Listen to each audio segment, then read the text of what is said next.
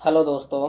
Are के launch point में एक बार फिर से आपका बहुत बहुत स्वागत है और मेरा नाम है राहुल, जो कि आपको पता ही है। ठीक है, तो बिजनेस स्टडी की सीरीज चल रही थी हमारी, जो कि हिंदी मीडियम में है, 11वीं कक्षा वालों के लिए। ठीक है, सीबीएसई का सिलेबस में इसमें कवर करवा रहा हूँ, और सीबीएसई के सिलेबस से जिनका भी थोड़ा बहुत मैच करता है।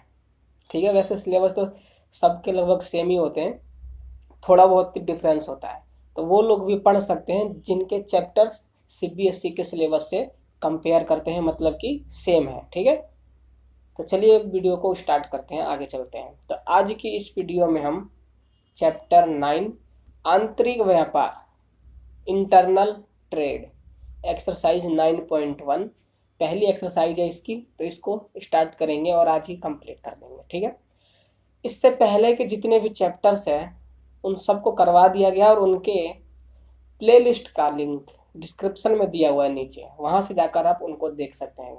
कमेंट करते हैं कुछ बच्चे कि सर आपने एक्सरसाइज खाली 1 ही करवाई है, दूसरी करवाई नहीं।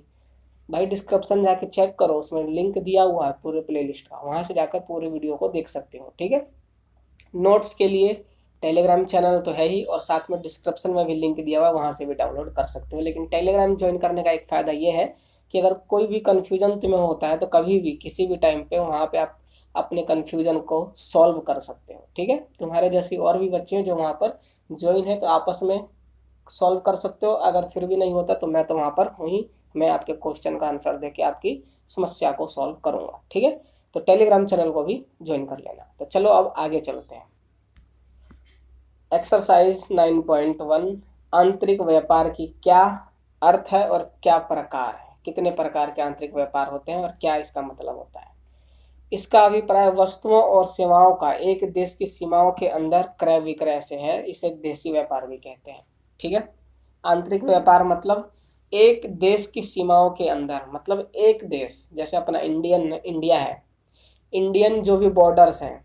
ठीक है, इन सीमाओं के अंदर अंदर बॉर्डर्स वगैरह छोड़ो, सिंपल बात ये समझो कि किसी एक देश में होने वाले व्यापार को हम क्या कहते हैं, आंतरिक व्यापार कहते हैं।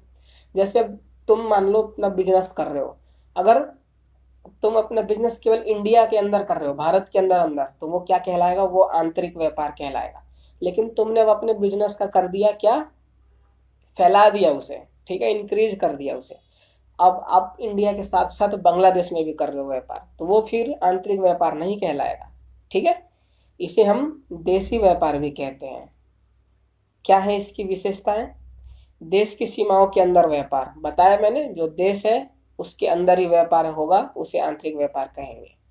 वस्तुओं का स्वतंत्र आना जाना, अब एक देश के अंदर ही व्यापार है तो एक जगह से दूसरे जगह लाने ले जाने में कोई भी प्रतिबंध नहीं होता, आसानी से आप क्रय विक्रय कहीं भी किसी भी राज्य में कर सकते हो। ठीक है, देशी मुद्रा में व्यवहार, क्या है इसका अगला फायदा, जो भी लेन देन होगा सब देशी मुद्रा, मतलब कि अपनी खुद की करेंसी में ही होएगा। ठीक है, क्योंकि अपना व्यापार केवल एक देश के अंदर है, तो एक देश के अंदर ऐसी तो बात है नहीं कि 10 प्रकार की करेंसियाँ चलती हैं। हर देश की अपनी एक करेंसी होती है, जैसे अपनी इंडियन की है रुपीज। ठीक है, तो जो भी व्यवहार होगा मुद्रा का वो सेम करेंसी में होगा, मतलब एक ही देशी करेंसी में ही होगा। अगला, झगड़ों के निपटारे के लिए विशेष अधिनियम, अगर कोई झगड़े हो जाते हैं, ठीक है, तो उसके लिए विशेष अधिनियम बनाए गए हैं। वस्तु क्रय विक्रय कोई झगड़ा हो जाए उसके निपटारे के लिए अधिनियम बनाए गए हैं, उनके प्रावधान लागू होते हैं, उनके तहत हम क्या कर सकते हैं, निपटारा कर सकते हैं। ठीक है, तो ये तो हमने इसकी विशेषताएं पढ़ ली, किसकी, आंतरिक व्यापार की। अब देखते हैं कि क्या कितने प्रकार के होते हैं। तो जो आंतरिक व्यापार होते हैं वो 3 प्रकार के होते हैं। पहला, स्थानों के आधार पर, दूसरा स्तरों के आधार पर, और तीसरा मात्रा के आधार पर। ठीक है, सबसे पहले हम पढ़ेंगे संबंधों के आधार पर, प्रत्यक्ष व्यापार और अप्रत्यक्ष व्यापार। उसके बाद पढ़ेंगे स्तरों के आधार पर, स्थानीय स्तर व्यापार, राज्य स्तर व्यापार और राष्ट्रीय स्तर व्यापार। और उसके बाद पढ़ेंगे मात्रा के आधार पर थोक व्यापार और फुटकर व्यापार। तो ये है आंतरिक व्यापार के प्रकार। कुल कितने प्रकार के होते हैं, 3 प्रकार के होते हैं। ठीक है, आगे बढ़ते हैं, अगर पेपर में आएगा तो ये आ सकता है। ठीक है, तो अब आगे बढ़ते हैं। सबसे पहला, संबंधों के आधार पर, प्रत्यक्ष व्यापार क्या होता है। प्रायः देखा जाता है कि आंतरिक व्यापार में कुछ मध्यस्थ उपस्थित होते हैं। जैसे माल उत्पादक से थोक व्यापारी को बेचा जाता है, थोक व्यापारी से फुटकर व्यापारी को, और अंत में फुटकर व्यापारी से माल उपभोक्ताओं तक पहुंचाया जाता है या बेचा जाता है। परंतु जब उत्पादक अथवा निर्माता माल मध्यस्थों को ना बेचकर सीधे ही उपभोक्ताओं को बेचते हैं तो इसे प्रत्यक्ष व्यापार कहते हैं। प्रत्यक्ष व्यापार वह व्यापार कहलाता है जिसमें निर्माता और उपभोक्ता सामने सामने क्या करते हैं, अपना क्रय विक्रय करते हैं। मतलब कि बीच में किसी भी दलाल की आवश्यकता ना पड़े, मध्यस्थ की आवश्यकता ना पड़े, वही क्या कहलाता है, हमारा प्रत्यक्ष व्यापार कहलाता है। जैसे हम आजकल क्या करते हैं, ऑनलाइन अपनी शॉपिंग करते हैं, तो वो क्या है, वो प्रत्यक्ष व्यापार का एग्जाम्पल है। बोलोगे कैसे, तो इसका मैं बताता हूँ कैसे। अब जो भी उस पे ऑनलाइन पोर्टल पे जो भी प्रोडक्ट्स अवेलेबल हैं, ठीक है, कई कंपनियां ऐसा भी करती हैं कि जो निर्माता हैं, जो कि उत्पादक हैं, वही अपना पोर्टल बनाती हैं और उस पर अपने प्रोडक्ट को क्या करती हैं, शो कर देती हैं। यहाँ पे क्या हुआ कि सीधा उत्पादक कनेक्ट हो रहा है और हम हैं उपभोक्ता, हम उस प्रोडक्ट को देखते हैं और उसको क्या करते हैं, बुक कर लेते हैं। तो हमने क्या किया, सीधा उत्पादक से कनेक्ट किया और उसके उत्पाद को खरीदा। ठीक है, तो ये क्या हो गया, प्रत्यक्ष व्यापार हो गया।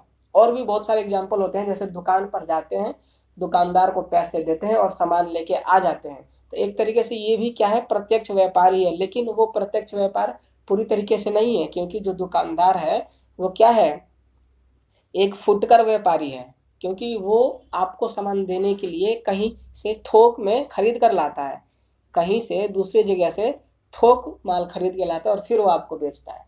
इसलिए ये एग्जाम्पल क्या है, अप्रत्यक्ष व्यापार में आएगा ये। ठीक है, लेकिन जो मैं कहना चाह रहा हूँ, मैं ये कहना चाह रहा हूँ कि जहाँ पर उपभोक्ता सीधे ही उत्पादक से मिलकर प्रोडक्ट का क्या करे, क्रय करे, वो क्या कहलाता है, प्रत्यक्ष व्यापार कहलाता है। इस व्यापार में कोई भी मध्यस्थ दलाल उपस्थित नहीं होते। ठीक है, क्या है इसके लाभ, माल की बनावटी में कमी नहीं, माल की बनावटी में जो भी कमी आ जाती है वो कमी नहीं होती। कैसे, जब माल मध्यस्थों के माध्यम से बेचा जाता है तो कई बार वे माल का स्टॉक करके बनावटी कमी उत्पन्न कर देते हैं, इस प्रकार वे अनुचित लाभ अर्जित करते हैं। प्रत्यक्ष व्यापार में माल की बनावटी कमी की संभावना शून्य हो जाती है। बनावटी कमी का मतलब यह है कि जब कोई कंपनी आपको प्रोडक्ट बना के दे रही है उचित मात्रा में, तो जो मध्यस्थ हैं वो क्या करते हैं, ज़्यादा लाभ कमाने के लिए वो उत्पादक से तो माल लेते हैं और लेने के बाद अपने पास क्या करते हैं, उनके जो वो होते हैं संग्रहालय में उसको स्टॉक करके रख लेते हैं, ताकि जब वो माल आगे सप्लाई नहीं करेंगे तो आगे जाके माल की क्या हो जाएगी,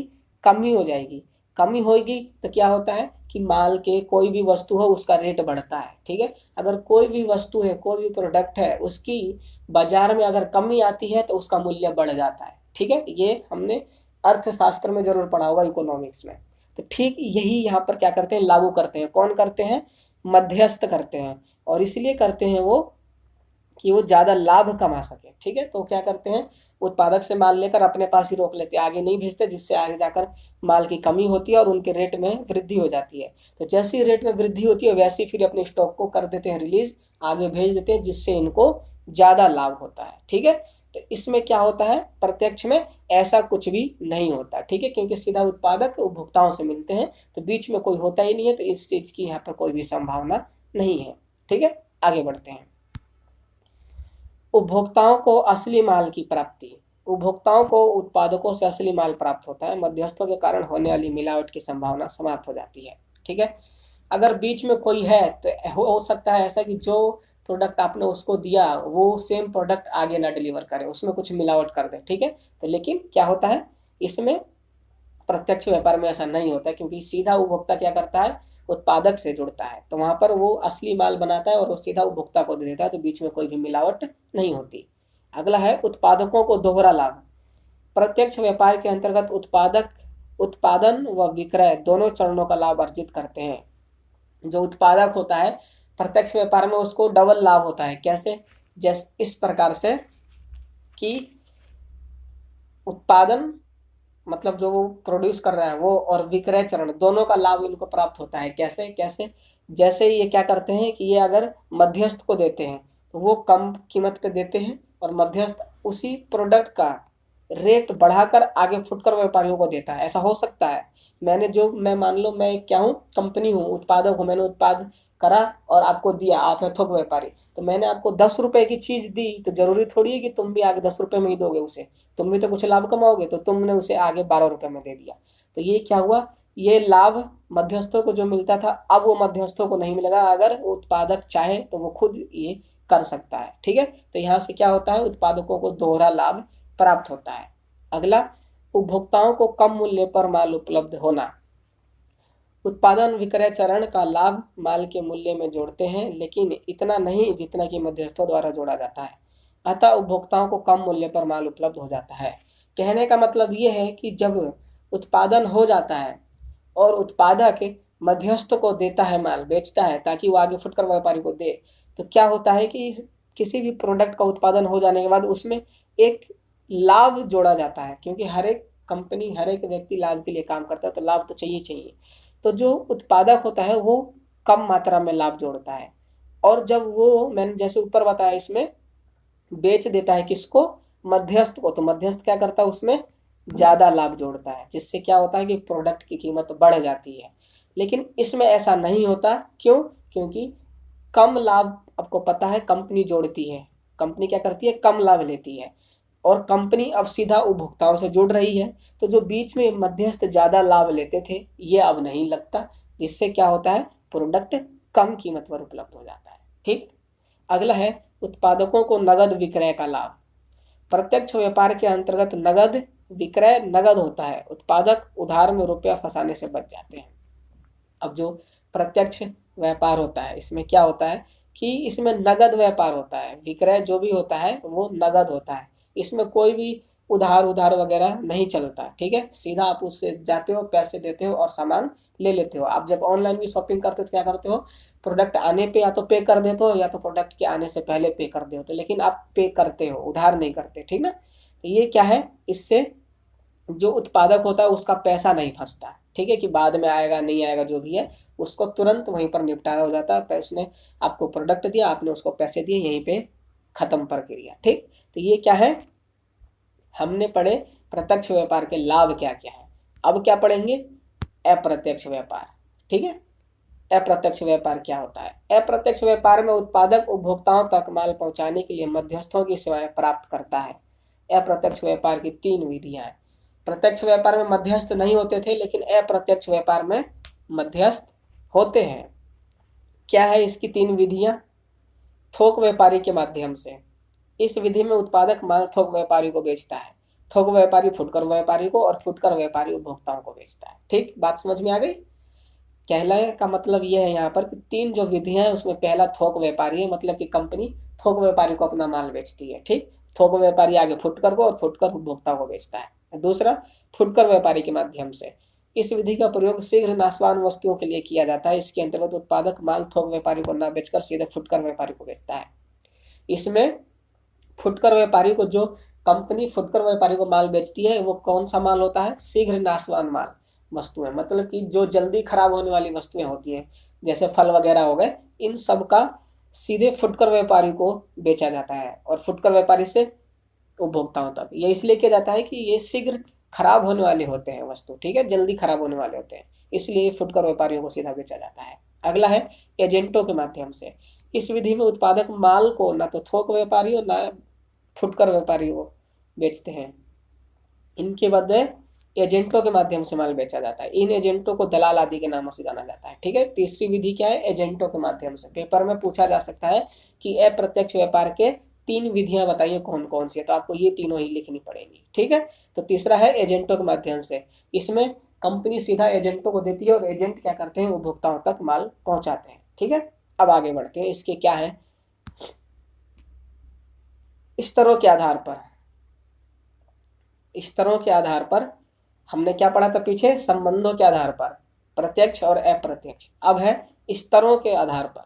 सबसे पहला है स्थानीय स्तर का व्यापार।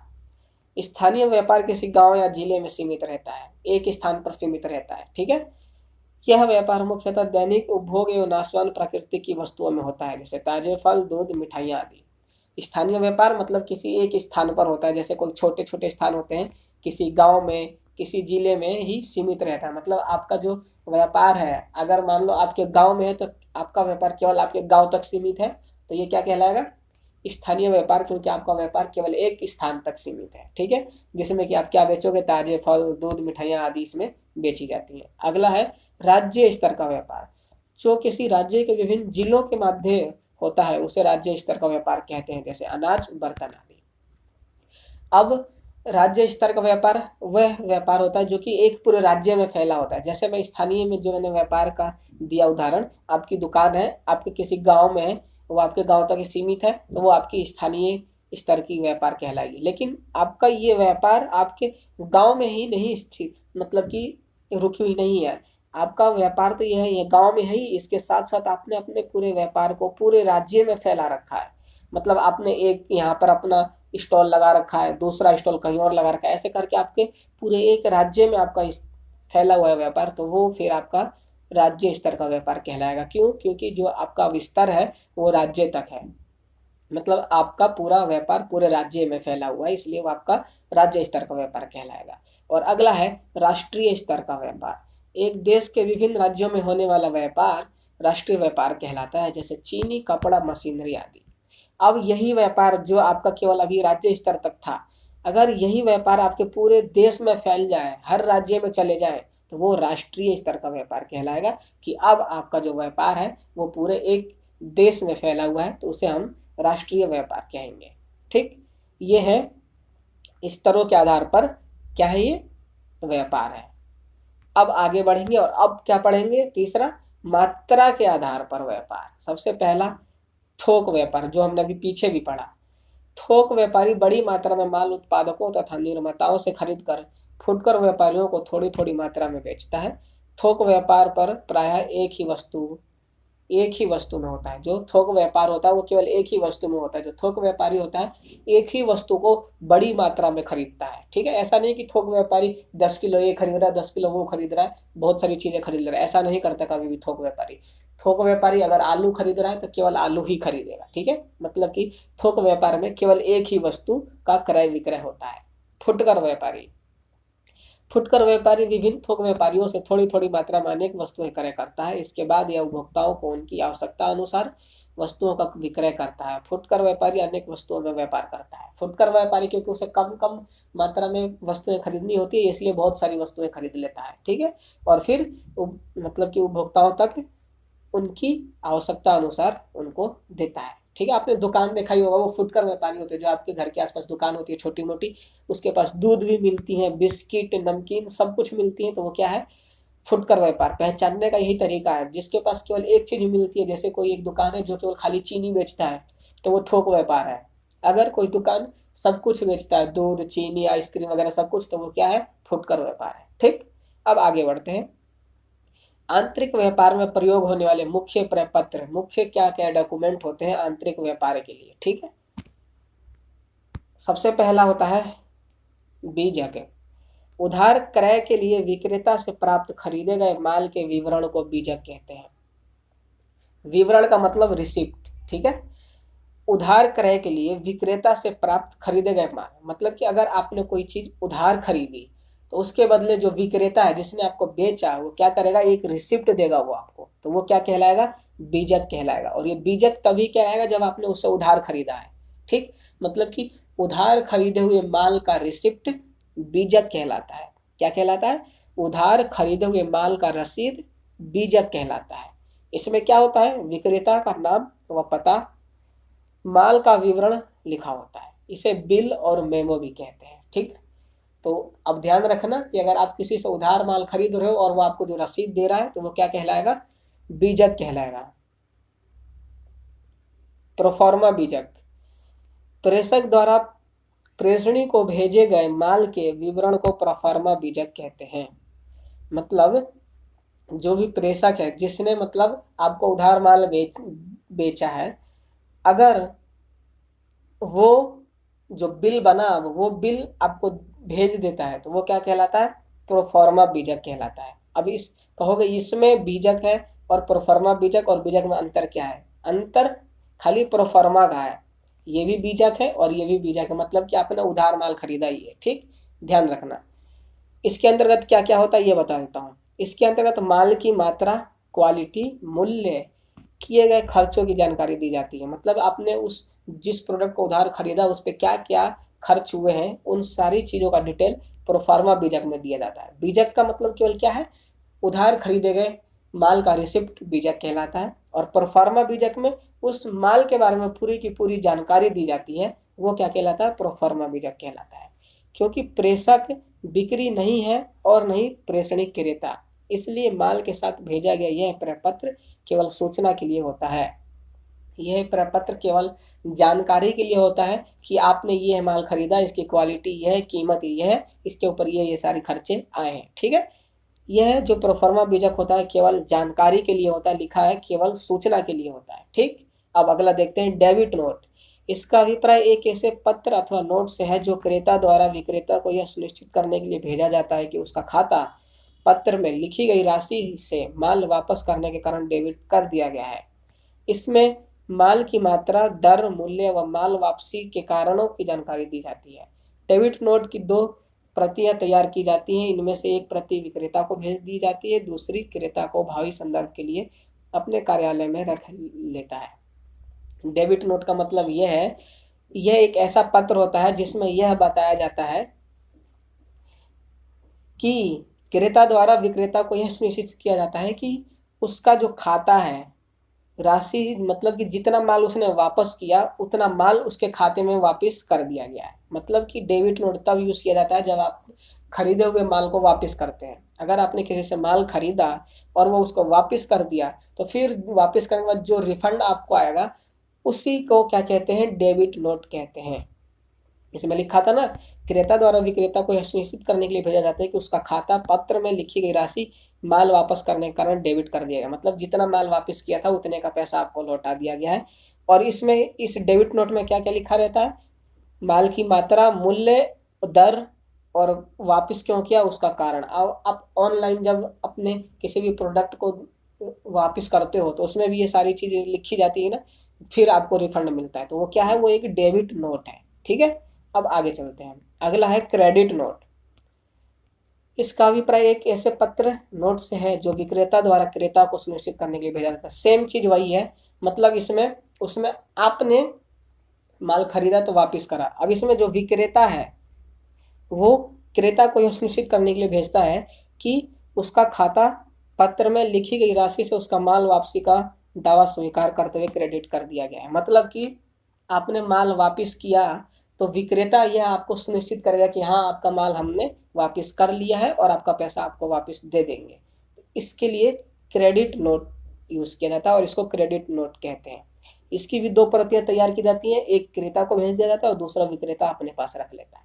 ठीक है, उसमें क्या था, उसमें क्रेता विक्रेता को बता रहा था और क्रेडिट नोट में विक्रेता क्रेता को बता रहा है। ठीक है, अगला है वाहन रसीद। वाहन रसीद का मतलब आप किसी भी ट्रांसपोर्ट सुविधा को, सर्विस को लेते हैं तो उसके लिए आपको उसका जो बिल मिलता है उसको वाहन रसीद कहते हैं। ठीक है, रेलवे रसीद, अगर आप कोई भी अपना वस्तु एक स्टेशन से दूसरे स्टेशन मतलब कि कहीं ले जा रहे हैं रेल से, तो उसकी रसीद को रेलवे रसीद कहेंगे, आपको पता ही है। आगे व्यापारिक मदे क्या क्या है, अगर कुछ समझ में नहीं आ रहा तो कमेंट कर देना जिससे मुझे पता लग जाए कि समझाना है दोबारा से तुम्हें। ठीक है, आगे बढ़ते हैं और देखते हैं व्यापारिक मदे।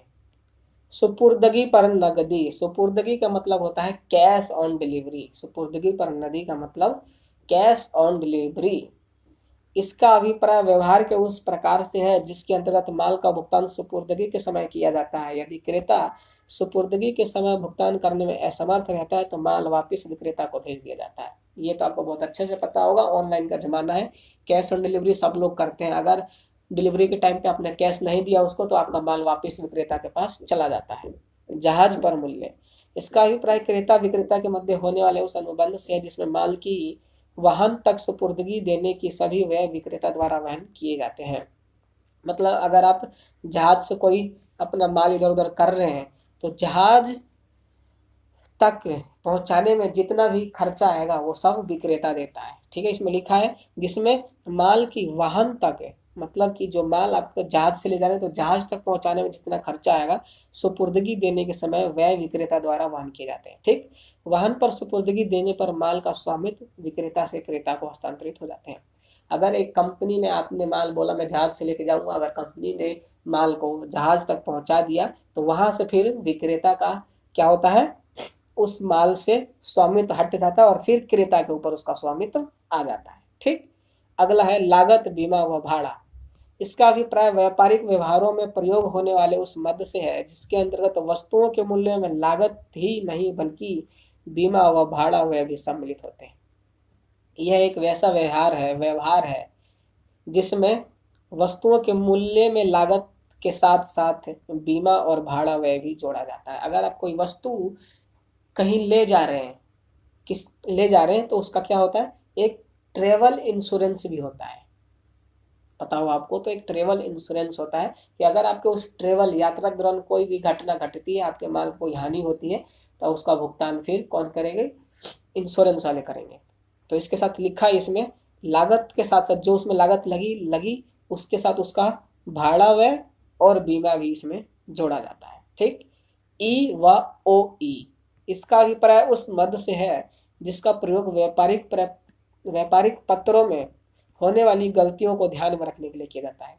ई व ओ ई जो होता है, व्यापारिक पत्रों में कोई भी गलती हो जाए तो उसका ध्यान रखने के लिए हम इसका प्रयोग करते हैं।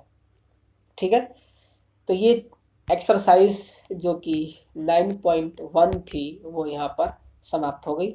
मैं आशा करता हूँ कि समझ में आया होगा। अगर कुछ भी समझ में ना आया हो तो नीचे कमेंट कर देना बेझिझक, ताकि मैं दोबारा से समझा सकूँ। और समझ में आया हो तो एक लाइक जरूर कर देना, जिससे मुझे यह पता चल सके कि हाँ समझ में भी तुमको आ चुका है। ठीक है। तो आज की वीडियो में बस इतना ही। बहुत जल्द आपके साथ दोबारा अगली वीडियो में मिलेंगे। तब तक हमारे चैनल को सब्सक्राइब कर लो, नोटिफिकेशन बेल को ऑल पर सेट कर लेना ताकि वीडियोस के नोटिफिकेशन से मिस ना रहो। और कमेंट कर देना जो भी बताना चाहते हो, पूछना चाहते हो, समझ में नहीं आया हो, कोई सजेशन लेना चाहते हो, देना चाहते हो तो कमेंट कर देना। और वीडियो को लाइक कर देना और अपने दोस्तों के साथ भी शेयर करना जो कि बिजनेस स्टडी को हिंदी में पढ़ना चाहते हैं। तो आज की वीडियो में बस इतना ही। बहुत जल्द मैं आपके साथ दोबारा मिलूंगा अगली वीडियो में। तब तक के लिए गुड बाय, जय हिंद, जय भारत।